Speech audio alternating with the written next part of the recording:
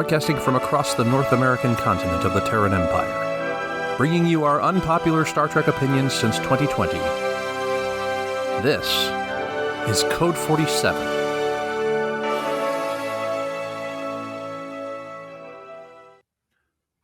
Back again, a new dawn over here on the Code 47 podcast.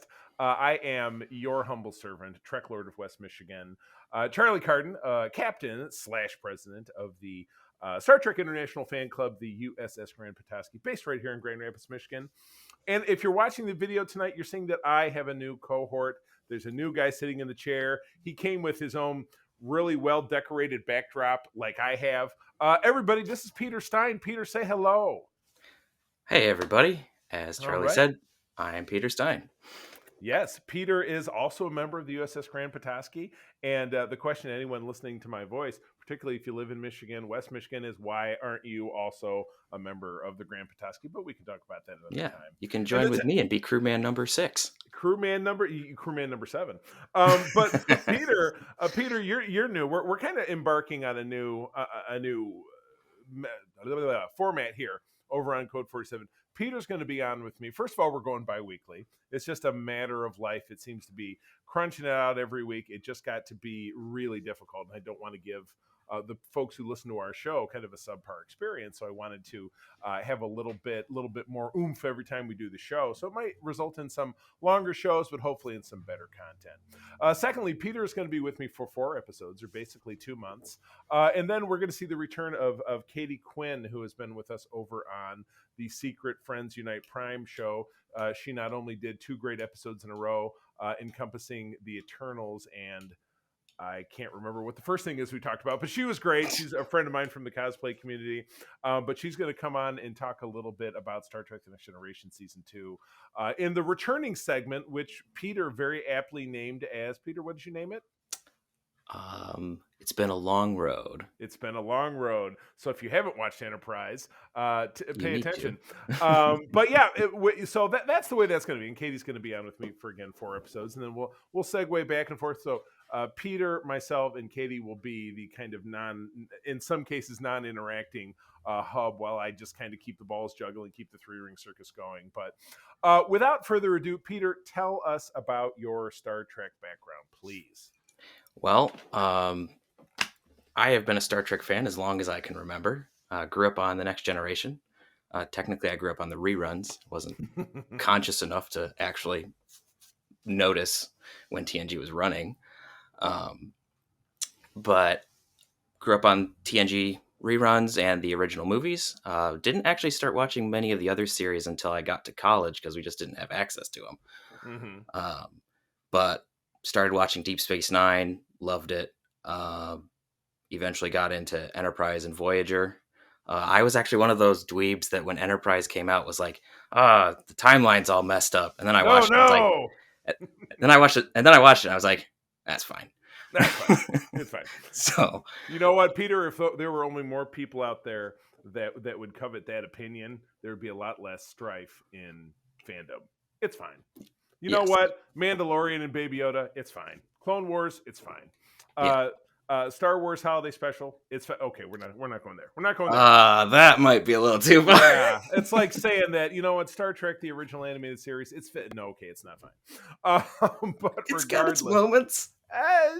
We talked about that some episodes back, and Rich Davenport, who will continue to be a collaborator, along with, of course, Erin will pop up from time to time. You'll remember her from passing the show, and then Paul Moderman, who was on with me recently. Everybody is still going to play the Code 47 game, but at any rate, I would say that Rich and I were not fans, but you know what?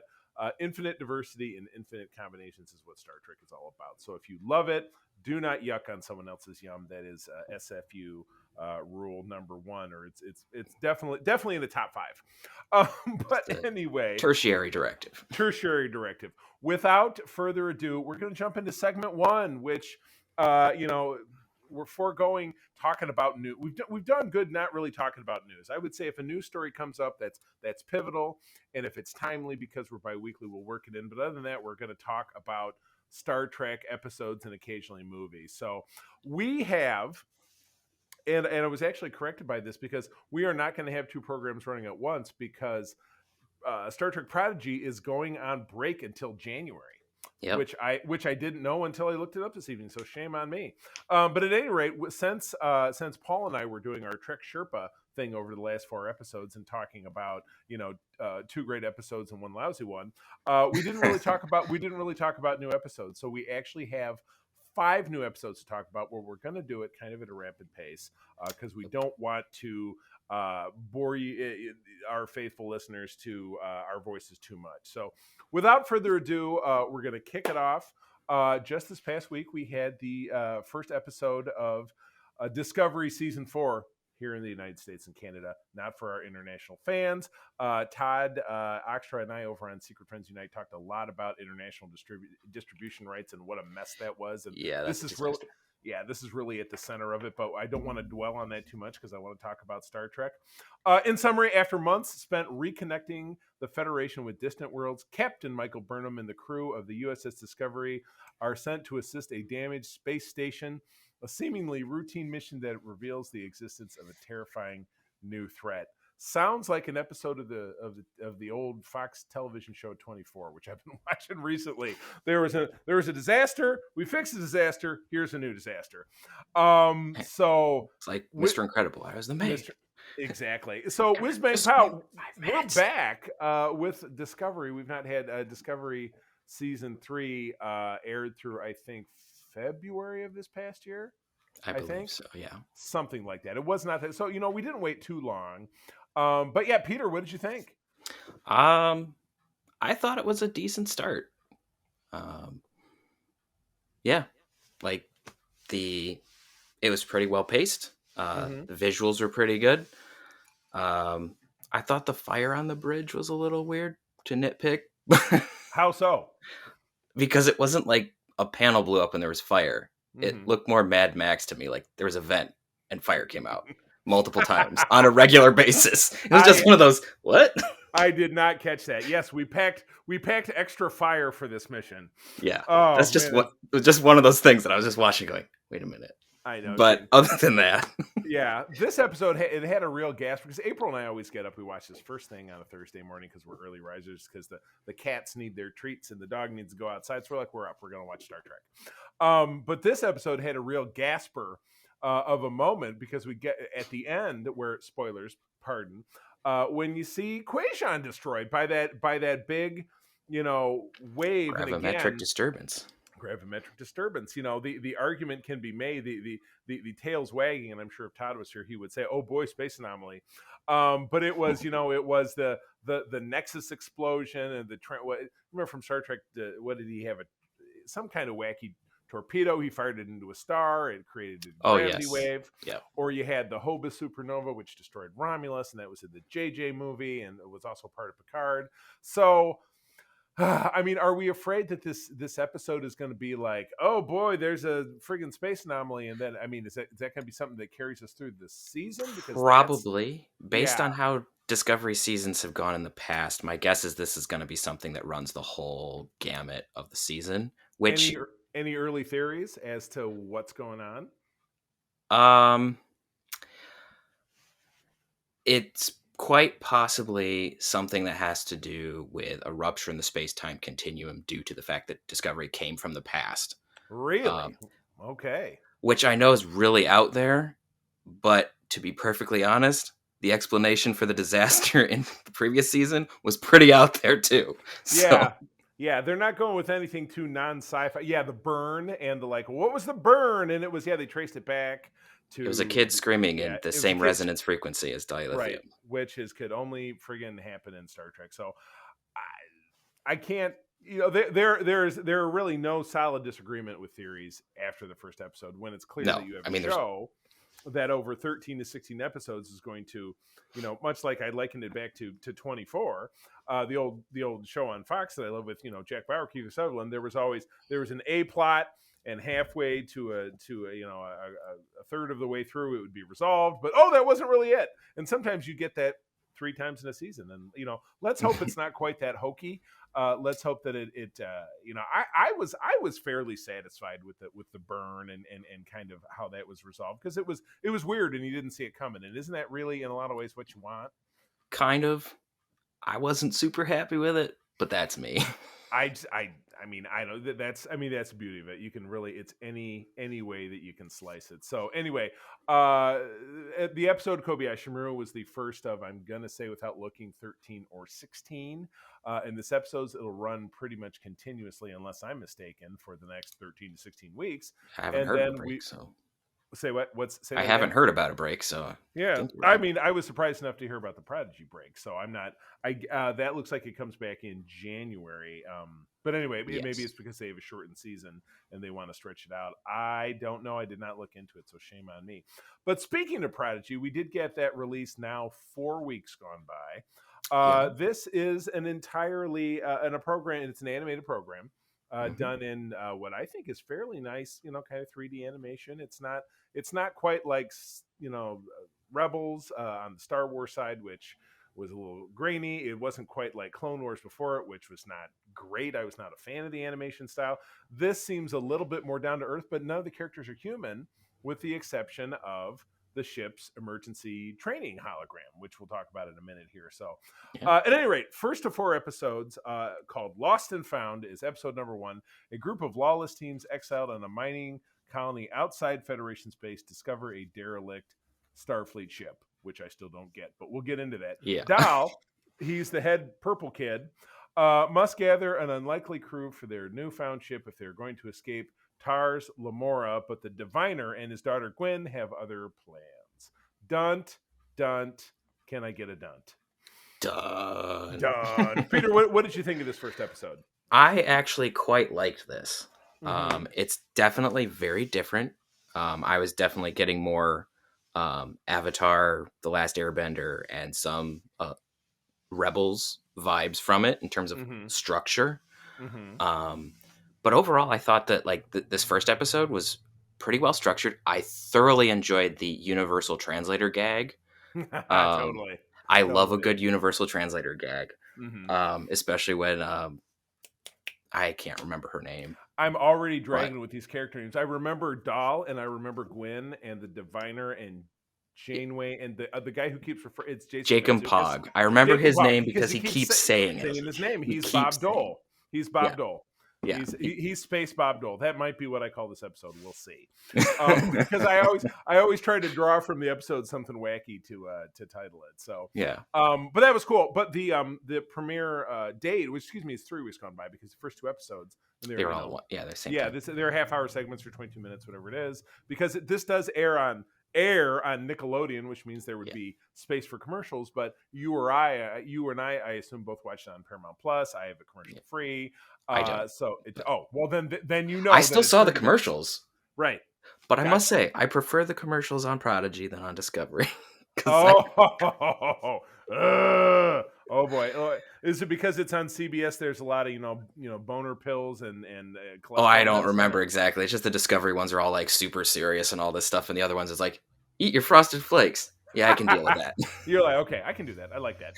But anyway, so during the same broadcasting, we got episode 2, Starstruck, even with the guidance of their hologram advisor, Catherine Janeway, because at the end of the first episode, they find the protostar, this perfectly preserved ship, somehow crashed on this mining planet deep enough in the Delta Quadrant, because again, one of the alien species that was recognizable was the Kazon. And I always like to point. Yeah, that was. Let me make sure that.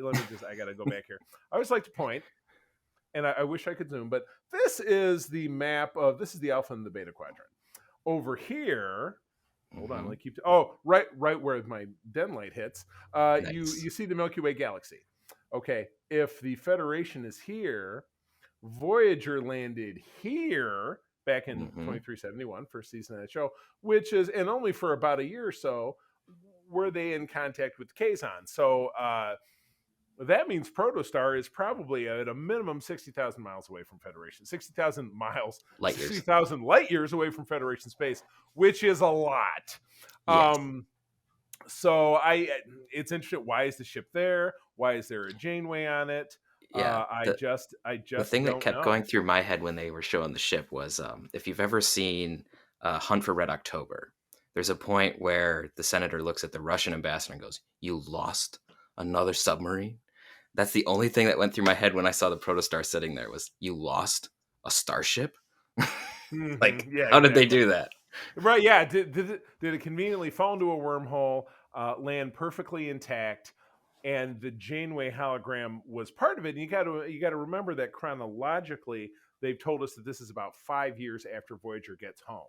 So Yeah. in that time, they took Janeway, modeled her as a hologram wearing her old uniform, because again, when they got home, they weren't wearing those uniforms anymore. I know I'm nitpicking the hell out of it, but that's what I do. Oh, I And do I know that I know we're really in the weeds tons. here, so Yeah. I'm waiting for some clarification. So anyway, I'm sorry. Back into talking about Star Trek.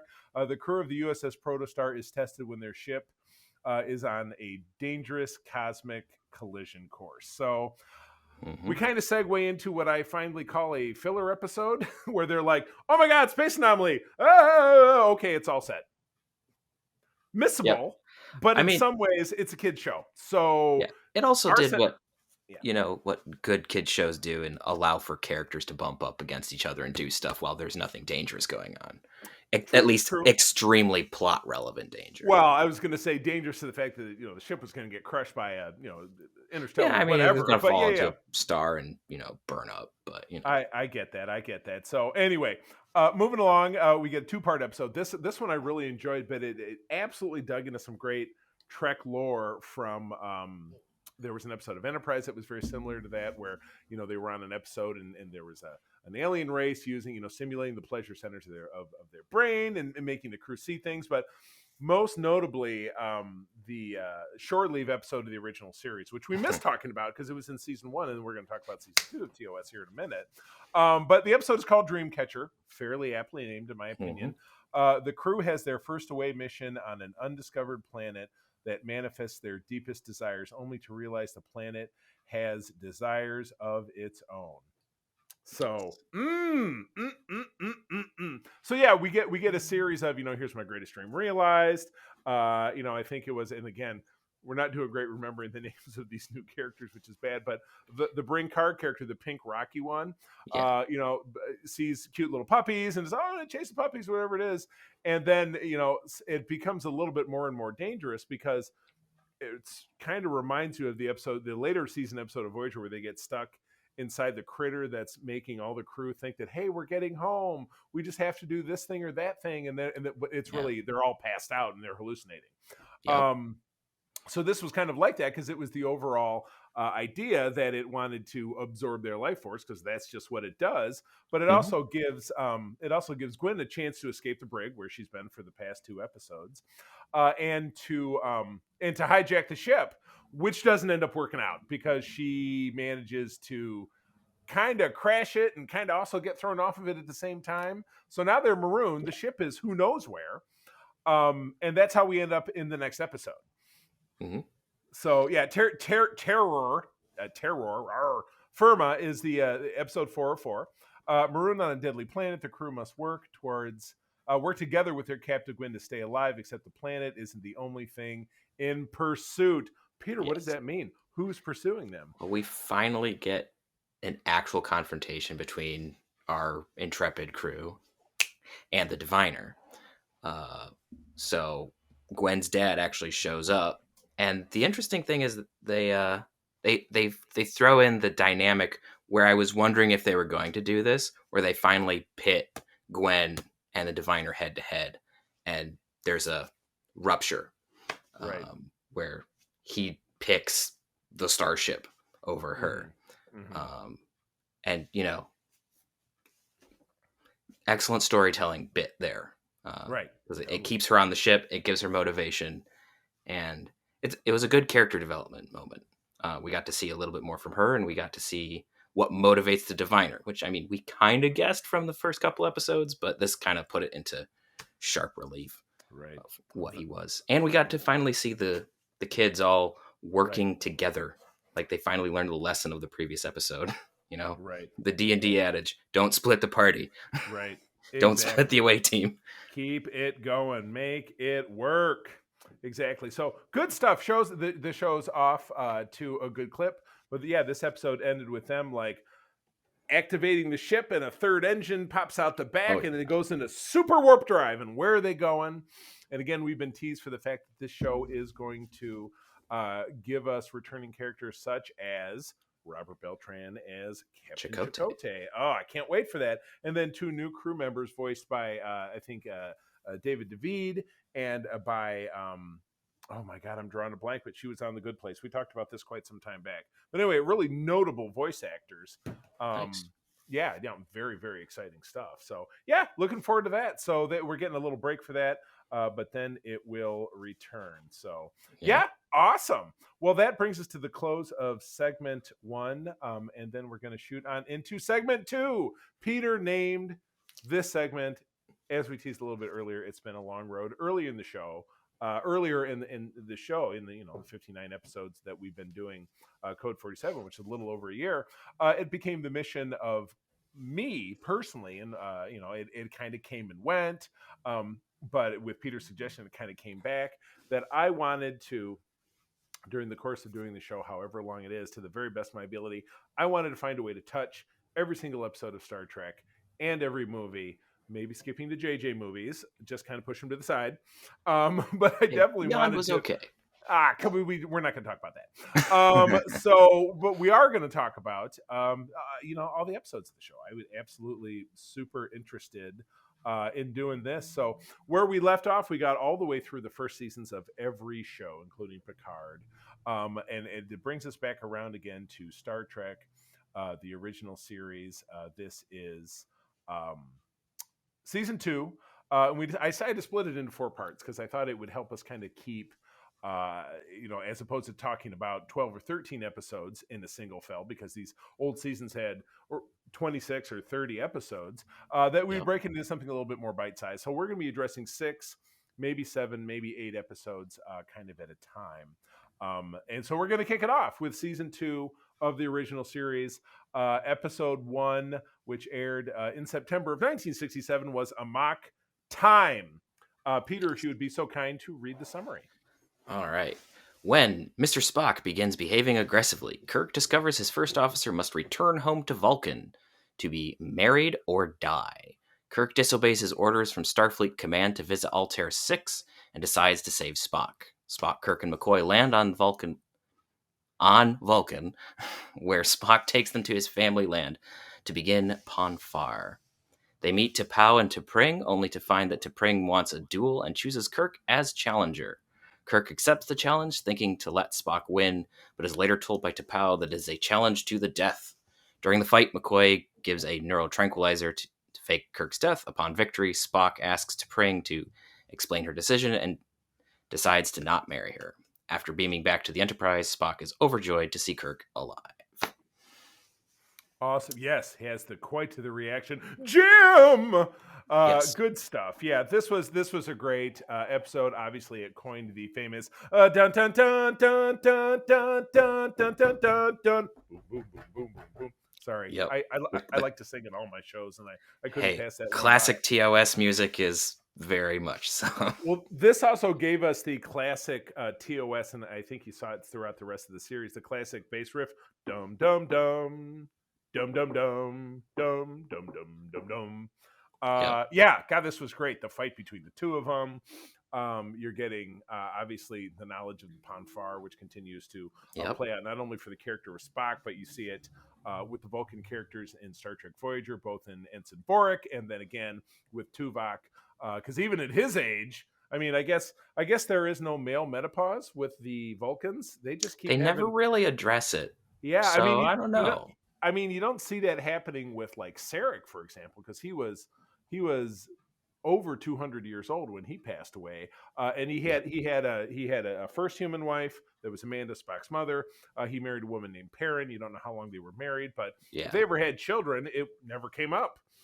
So you don't know. Yeah, you don't know if they hit like 150. They stopped. You got to take, Vulcan Viagra or something to keep things going. I have no idea. Vulcan Viagra. Just found the name of the episode. Winning. There you go. Speaking of things that don't need Viagra, that would be in episode 2, Big Green Hand. or mourns for Adonis. Yes. I'll read the summary here. The Enterprise is held captive within an energy field which is controlled by an alien who claims to be the Greek god Apollo. Apollo commands Kirk to meet him on the planet's surface. Bones, Chekhov, Scotty, and Lieutenant Super Hot Carol Palamas, interesting, accompany Kirk. Apollo demands the crew to worship him as a god at his temple, which obviously that's going to go great. Captivating Carolyn, not big surprising, and attacking Scotty when he disobeyed. Doesn't he die like 2 or 3 times this episode? He dies at least once. Yeah. Dead and back again. Spock finds a way through the energy field, no big surprise, and helps Kirk in taking down the temple that is the power source for the energy field. Woo! There's a lot going on here. Yes. This is a little bit more kind of silly, but in a way kind of like, well, that's where the Greek gods came from. They were from this planet, and they were really just critters. And I'm trying to remember he had an extra organ in his body. Yep. He had an organ that could convert worship into exactly. energy. Exactly. So that is how the Greek gods were able to subjugate human beings in the time before. So that was cool. There's another great episode. I think it's either later in season 2 or maybe in season 3, the Requiem for Methuselah, which you find out. That's also a good one. Yeah, an ancient character, an ancient being named Flint, living on a planet that you found out that he was Beethoven, he was Methuselah, he was Picasso, he was all these different things because he was very long lived. So I love that kind of sci-fi-ish kind of take on this. So I enjoyed this episode, but again, Carol Plum, it was funny. I picked up just yesterday this book, Star Trek Costumes, which was recently published that my wife really wanted, but it's a good book. I was at a toy show and it was a $60 book I got for $25, so I was pretty happy. But the back cover, it is just Carol Palamas in that outfit, and it's just like, it's all over for me.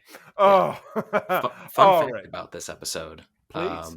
It shows up later, if you've ever seen X-Men Apocalypse, as the thing about the new X-Men movies is they use old school Star Trek to give you a teaser of what the main plot's about. And so you see this in the background. And so it's in the first 5 minutes and you're like, oh, that's what this movie's about. Right. And it follows the plot of this episode. Oh my goodness. Yeah, exactly. There was, we went to go see a movie last night and it was called Belfast. And it was kind of the, a stylized childhood of actor director of the film, Kenneth Branagh, and growing up in Belfast in 1969, and they were watching an episode of the original Star Trek. So I'm like, oh, it's so perfect. I love it. Good stuff. Yes, I love seeing Star Trek pop up in other geek media. I love it. So, all right, episode 3 is The Changeling. Peter, this one's all you. The crew of the Enterprise deals with Nomad, an indestructible planet-destroying space probe that thinks Kirk is its creator. The space probe is beamed up, and after completing the analysis, Mr. Spock reveals that its real creator is Jackson Roy Kirk, a scientist from the 20th century. Spock enters the mind of Nomad and finds out the space probe was destroyed when another alien probe somehow united with Nomad, deleting the original memory banks and giving the new machine a new objective: sterilize all units which are imperfect. When Nomad takes control of the Enterprise, Kirk tells Nomad the truth, making it realize that Nomad itself is flawed and it must destroy itself. Star Trek The Motion Picture is in part an expansion of this episode. Gee, I wonder why. Like it. I guess. Maybe it was because of all the scripts they wrote for the super quickly canceled Star Trek Phase 2. They had to do something with them. Some of those scripts actually for that show, and if you're not familiar with the theory, Star Trek was going to be revived in 1978. And they got right down to the wire and they said, oh, Star Wars came out. Screw this. Let's make a movie. Yeah, and so you can even find the screen tests online. They're kind of crappy, but they're there. They're crappy and they're all wearing the original uniforms, which to me, I've never liked the TOS uniforms. I'm going to go on record as saying absolute least favorite. I would even wear, and I own two, Peter, you know this because you've seen me in them, two uniforms from Star Trek The Motion Picture because I think they have more style than the stupid like, oh, it's a green shirt. I'm not a fan. Sorry.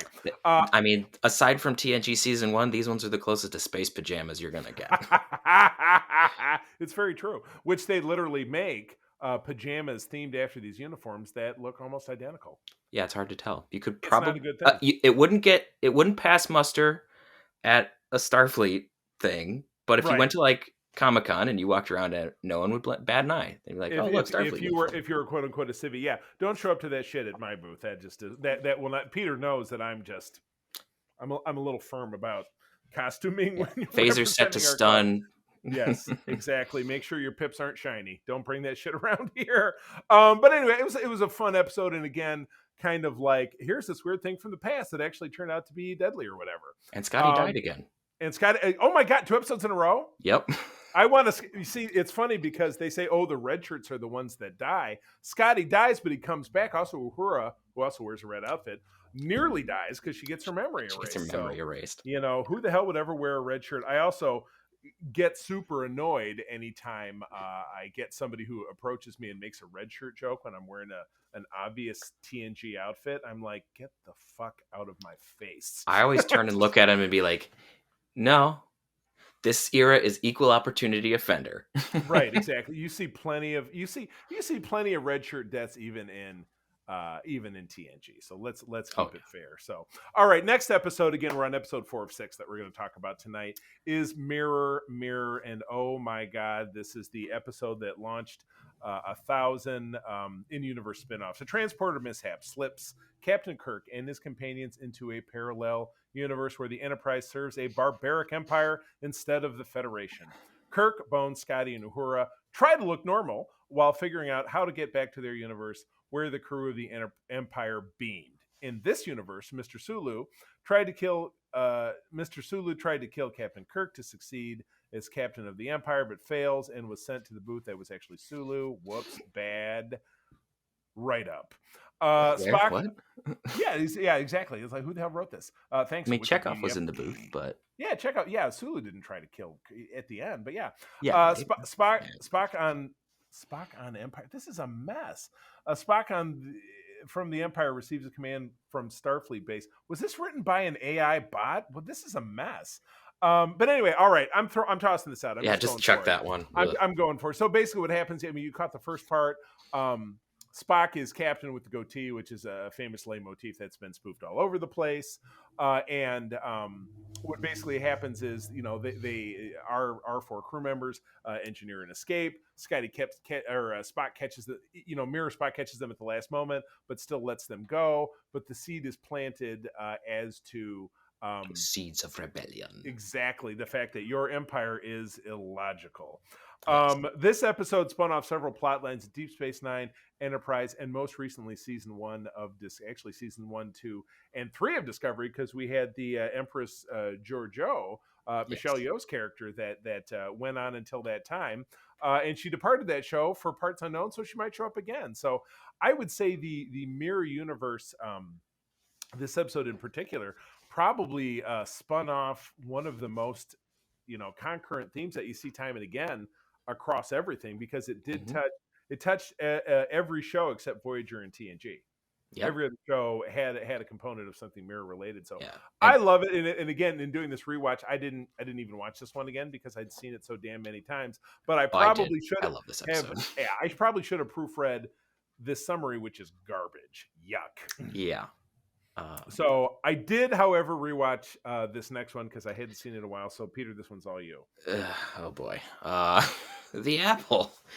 The crew of the Enterprise visits a mysterious and deadly paradise planet, of which there are many, where they discover it is controlled by a machine called Vaal. The crew, which includes Kirk, Spock, Bones, and Sulu, and a unnamed female crewman, are enchanted by the planet, but encounter a strange flower that kills 2 members of the landing party. Whoops. Wait. Yes. Okay. Are you right? I was just like, wait a minute. Is this... It's the right one. A mysterious bolt of lightning hurts Spock and disrupts the transporter room of the Enterprise. The landing crew finds a group of men and women who are controlled by Vaal. Vaal restricts their knowledge of human interactions, such as sexual intercourse, and has the island inhabitants feed it the explosive mineral found on the island in order to fuel itself. Vaal orders the inhabitants to kill the landing party by morning when it becomes clear that they represent a threat to the island inhabitants' current way of life. Scotty finds a way to route all of the power to the ship's phasers, while Kirk and the page ends. Bones prevent Vaal from being fed any more explosive Minerals. Vaal loses strength as a result and becomes vulnerable, which allows the Enterprise to fire phasers, killing Vaal and freeing the inhabitants. This one is not one of my favorites. Not exactly at the top of Peter's early season 2 list, huh? What didn't you like about it? Part of it, I think, is this one I hadn't watched all the way through, and I've seen enough evil computer controls planets that this was just another one of those, and an evil computer is controlling the planet. Right. I mean, we'd already had the Return of the Archons in season 1, Exactly. Landru, which and Landru is way more interesting. Very honestly. True, because Vaal doesn't do. No, it's anything. Just like, we don't know anything. Yeah, it's like it controls them, but it doesn't do.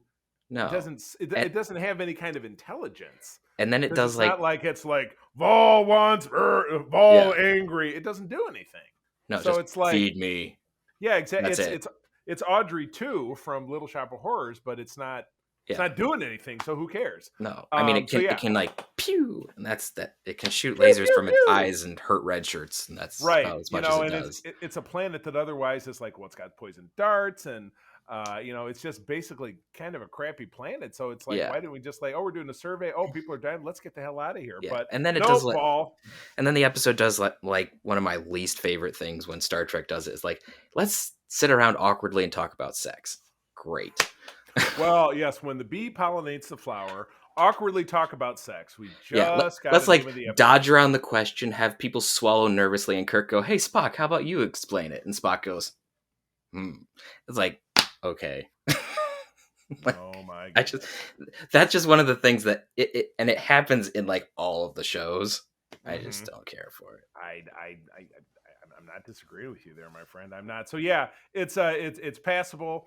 No, it's not passable because again, it doesn't really have any great social commentary, and again, it plays on a theme right up there with one of my favorite things Captain Kirk does when he outsmarts and or talks a computer to death.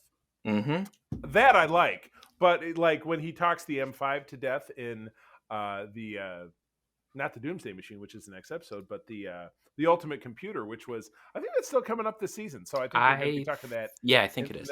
I love that episode, but again, I don't want to get too far ahead of myself. But episode 6 is the Doomsday Machine. Now, this is October of 1967, so we're still in the second year of the program that it's been on the air. But after losing the entire crew to a planet-eating alien machine from another galaxy, run into those all the time, quite frankly. Commodore, this is one of the first Commodore characters that we really get to mess with. So somebody who outranks Kirk, but he's not a snooty admiral, which we get a lot of in TNG. That's like a real staple in TNG. Yeah, the term that I've heard used is badmiral, which I kind of like. Badmiral. Because they're all annoying. I do. Well, yeah, you don't really run into a great admiral at all anywhere. I mean, there's some that are okay, but a lot of them are kind of jerks. Well, you have Kirk, of course, who's an admiral in the films, but he's still Kirk. So he's a character that we ostensibly already like. Yeah, but the admiral in Best of Both Worlds, whose name is escaping me. Admiral Hansen. He is good. He is good, and he dies for it. But yeah, we get a handful of admirals in Voyager, which are not great. Just a handful again, and then we have Anthony Zerb's character, who's the admiral in Star Trek Insurrection, whose name Admiral Doherty. Real bad Doherty. Guy. He is, and he gets, he gets it too. He's real sneaky, what. Yeah. But yeah, anyway, so he outranks Kirk, and he doesn't have a problem throwing his weight around either. So yeah, Commodore Matt Decker pulls rank on Kirk in order to play a game of cat and mouse with the mechanical adversary. His efforts to destroy the menace place the Enterprise in grave danger. This episode served as the backstory for the Star Trek 25th anniversary Game Boy game, and in fact, Starfleet Command on PC. Oh, there you go. Look at that. It's a twofer. Very good. I love this episode. This was one of several that really benefited from recomposited effects in 2006 for the 40th anniversary of the series. So what they did at that time. And I have, as Peter knows, I have all of the discs of all of the series, only of which, very sadly, Star Trek, the original series, and TNG are in high definition, that are on Blu-ray disc. When you pop one of the TOS discs into a player, which Peter and I did when we were recently at Grand Rapids Comic-Con working our booth, it does give you an option when it brings up the menu on one of these original series discs to play either the 2006 version or the original version from back in the day. I have never looked back. I don't want to see those disgusting old episodes. I don't want to see that poorly composited every other planet is green or deep red or something. I love the modern aesthetic, because it still maintains the integrity of the action, and it maintains the integrity of the story, but it makes it so that you can stomach it for a modern audience, because I can't look at Super Fuzzy Enterprise with Super Fuzzy Planet and Twinkling Stars. So this really does a great job. And again, the Doomsday Machine is this like big, long, like cigar it in looks like space. it's like a conch shell in space, where the front of it is just escaping mauve, blinking energy, and it fires basically an energy beam that can destroy an entire planet. It crippled the Constellation, which is another Constitution class ship. So it's the same as the Enterprise, but really in the original series, the original episode, it was composited to be all kind of jankied up and stuff. It was actually a AMC kit that they got from the store. It was save budget. Yeah, which they didn't have to do much with. But again, in 2006, when they remade the episode, they did it great on one when the cell was all so much better. Big old chunk of the hull was missing, and it really worked. So yeah, it was Kirk's mission to get this thing running, and then to turn around and mount an attack. In the end of it, Decker sacrifices himself, and even though it is strongly intimated but never directly spoken, Matt Decker has a son, Willard Decker, who is the captain of the Enterprise at the beginning of Star Trek: The Motion Picture. Again, it's never been directly stated, but is widely thought to be the case, who also sacrifices himself for the sake of a mission. So quite frankly, to a machine. To a machine. The Deckers, they really aren't so bad, even though Matt Decker, kind of a dickhead, likes to throw his weight around, but in the end, did the right thing. Suffering tremendously from PTSD, and eventually figures it out. Exactly. So, with and again, I find Will Decker to be a lot more heroic from the jump, but regardless. So anyway, so that's it. That is the first, I'm going to call it, almost quarter of season 2. Just about. And again, I would call Star Trek is a show that kept on failing upwards until it finally failed downwards, because it's a show that got canceled 3 times. They tried to get rid of it at the end of the first season and the second season, and then finally they made it stick. It's like it's like dating a girl and breaking up. It's also like going to the refrigerator, taking out a gallon of sour milk, taking a big chug of it, and wondering why it tastes bad. But no, that wasn't the case with Star Trek until you got to season 3. But we're not there yet. Yeah, season 3 is a special case.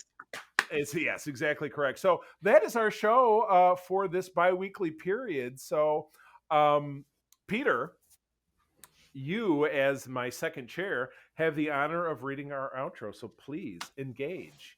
For more information about Starfleet International, please visit Grand Petoskey and/or Region 13 on Facebook. Oh yeah, friends, as always, thank you for joining us. I'm going to tell you, as always, that sharing is caring, and to keep on trekking. Peace and long life. Code 47 is part of the Secret Friends Unite podcasting network. Visit secretfriendsunite.com for our great shows, articles, news, reviews, and more. Secret Friends Unite podcasts are available on Apple, Google, Spotify, or the podcast platform of your choice. If you would like to be part of the conversation, visit our new Discord server, or join us on Facebook, or follow us at Secret Friends U on Twitter. Please subscribe to Secret Friends on YouTube, and don't forget to visit our merch store at tpublic.com. Just search Secret Friends Unite. Thanks for listening.